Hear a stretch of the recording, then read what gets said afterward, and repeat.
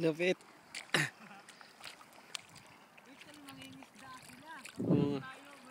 Oo nga, no. Lapit ka dito, ang layo mo masyado eh.